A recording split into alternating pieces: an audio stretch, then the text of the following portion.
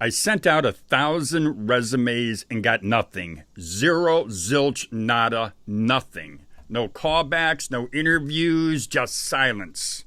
Now, if this sounds even a little bit like your job hunting experience, I want you to know this. You're not crazy, you're not alone, and you are not done.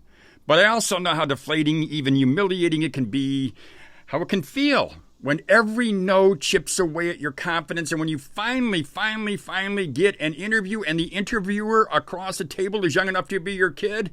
Well, yeah, deflating. In this video, I'm going to tell you how older workers can find a new job in today's world.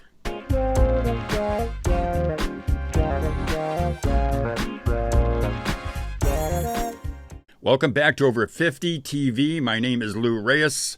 I'm a business coach, I'm a lifelong entrepreneur, and I am someone who's hired hundreds of people of all ages. In today's video, today's video is personal. It's for every one of my subscribers, people over 50 who've been ghosted after applying for job after job, I should say, and who have started wondering, am I too old? Well, here's the truth. You will never know exactly why you're being passed over because they're not going to tell you. But I won't sugarcoat it either. Ageism is real. A 2018 study by the Urban Institute and ProPublica found that 56% of U.S. workers over the age of 50 lost a long-held, full-time gig before they were ready to retire. And only 1 in 10 ever regained their previous income. They never made as much as they made prior to being pushed out of that job. So if you feel like you're being dismissed because of your age, you probably are. And that sucks. But you're not helpless. The first thing I'm going to ask you to do is to start thinking like the person who's going to be hiring you. You're hoping will hire you. Start thinking like a hiring manager and ask yourself, if I were the hiring manager, why would I hire me? Why would I hire me? And give me 5 solid reasons. And look, I personally hired hundreds of people at my company, so I know what these folks are looking for. I'm not some young, pretty little former headhunter on YouTube giving you advice. I'm a business owner who had a vested interest in the folks I hired. The people I hired determined my future for years, and I knew that. So I didn't hire just anyone. I wanted qualified people. So again, I'm going to say this to you. Ask yourself, if you were the hiring manager, why would you hire you? Give yourself 5 solid reasons. And this exercise will help you sell yourself during the interview. It's not meant to be tough. It's meant to snap you back into the driver's seat. And from what I've seen, hiring managers in general, and I'm going to stress in general, hiring managers in general don't care about your age as much as they care about this. What can you do for me? How will you help this business succeed? Will hiring you make me look good to my boss? You know, when I ran companies, I didn't care how old someone was. I cared whether they brought value, energy, skill, intelligence, and hunger. But let's face it, not every manager thinks that way. I'm not naive. I know that. But that's why I always say, go where you are valued. And you find out where you're valued or where you could be valued just by checking out a company's website. Look at their website, look at their LinkedIn page, and look at Instagram. If everyone on those pages looks like they just graduated from high school, well, maybe it's not the right fit for you. Now, here's the real secret. The key to being hired or staying hired. And that secret is to be in demand. You know, you've got to think of yourself like a product. A great product doesn't sit on a shelf. It solves problems. It's trusted. It's relevant.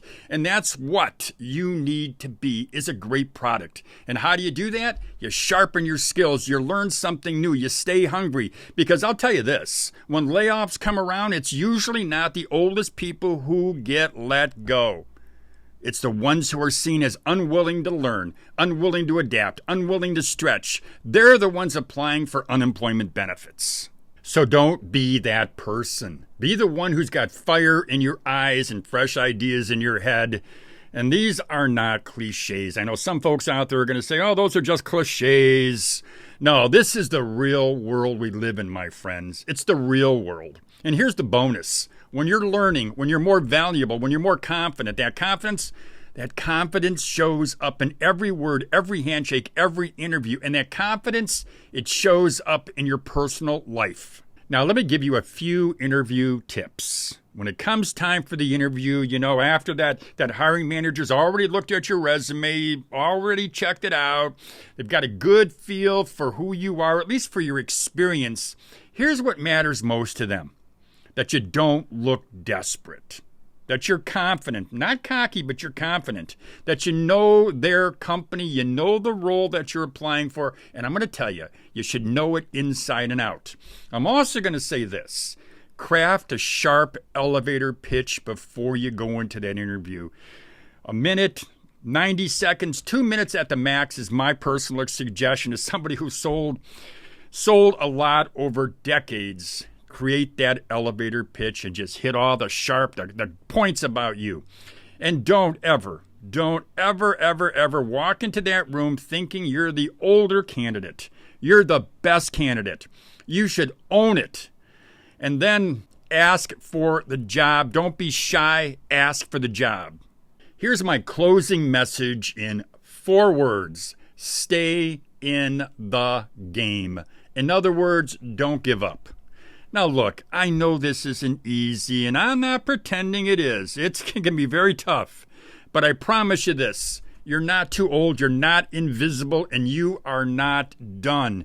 You just need to stay sharp, stay curious, and keep yourself in demand.